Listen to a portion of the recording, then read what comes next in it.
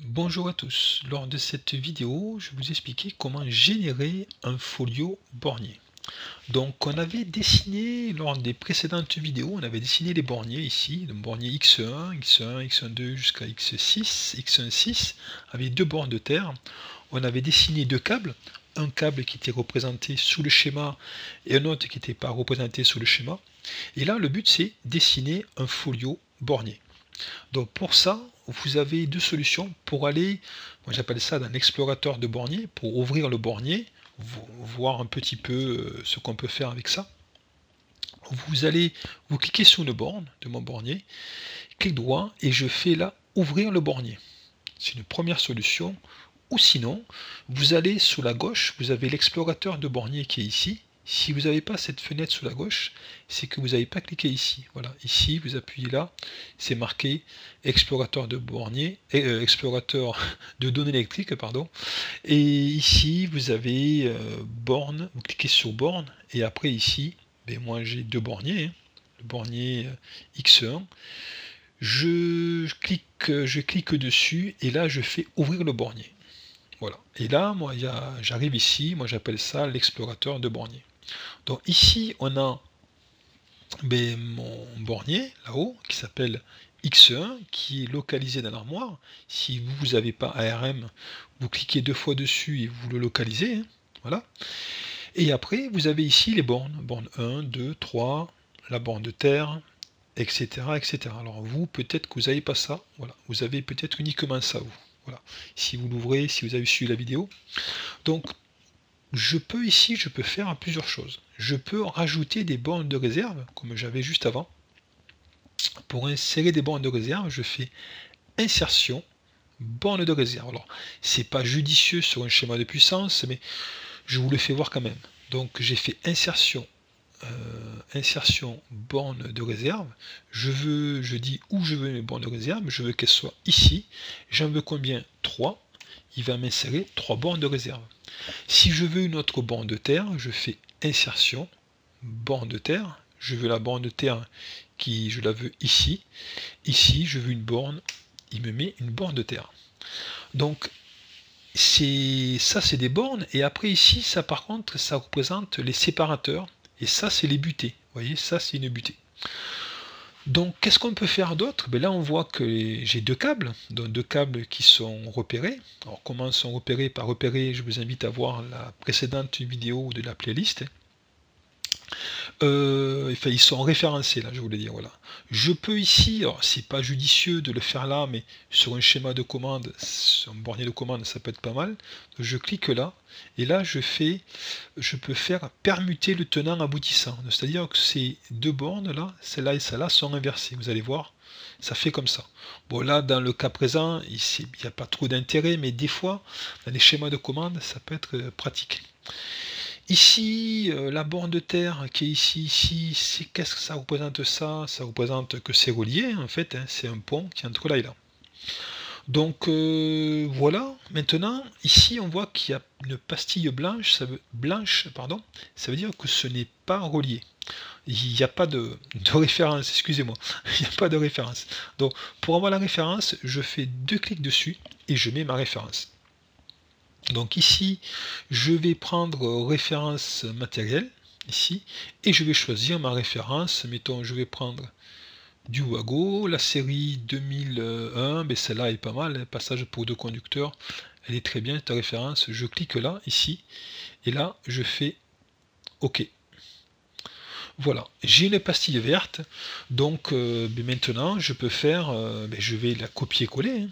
Donc, je vous fais voir une méthode, il y a plus rapide, mais je fais voir une méthode classique. Je fais ici, je fais du copier, copier la référence, et ici, je fais coller, coller, coller, coller partout. Sauf bien sûr sur ma borne de terre.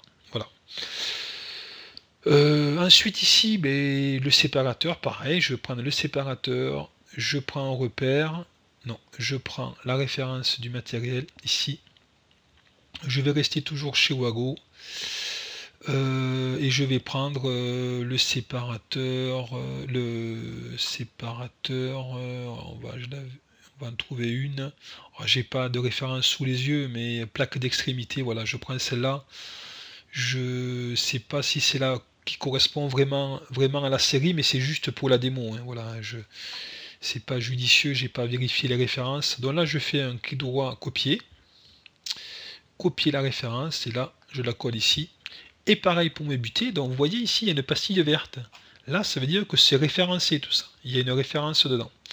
Je vais faire ici ma butée. Pareil, j'ai pas de référence. Allez, je vais changer de fabricant. Je prends Phoenix Contact. Ici, je vais chercher par mot-clé butée. Voilà, je prends vraiment au hasard, hein, butée d'extrémité. La première, tiens, elle me plaît bien. OK. OK. Et là, clic droit, copier la référence. Et là, je la colle ici. Donc une fois que j'ai fait ça, j'ai tout référencé, hein, sauf la borne de terre. La borne de terre, je peux prendre ici une référence, référence matérielle et borne de terre. Alors est-ce que ça m'en trouve une? Non, il n'y en a pas une là par défaut. Bon, c'est pas grave, je vais pas m'embêter. J'ai pas de borne de terre là, je vais pas m'embêter avec ça. Bon, je vais pas mettre de référence. Il me l'a pas filtré par borne de terre, donc c'est bon, peut-être terre si je tape ici, mais sinon je vais pas m'embêter. Non, ça l'a pas trouvé là. C'est pas grave, je m'embête pas avec ça, je mets pas de borne de terre. Le but c'est créer un folio bornier. Donc une fois que j'ai fait ça, je vais cliquer sur mon bornier et là je vais faire générer le ou les folios. Je clique là-dessus, voilà. Et après, ça me génère tout simplement le folio bornier. Ça me l'a mis par défaut dans bornier. On va voir ça dans l'explorateur de folio, dans bornier, dans le groupe bornier. Je vais ici folio. Et vous allez voir ici, bornier, il apparaît ma borne X1 qui apparaît ici. On va voir ça, ce que ça donne. Voilà ici. Donc là, c'est vraiment bien fait.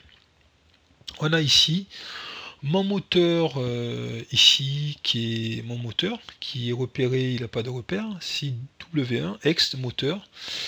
Et ici, les 4 M1, voilà, c'est le moteur M1. Hein. Ici, le câble W1, le câble W1, il comprend la borne marron, noir, gris, vert, jaune.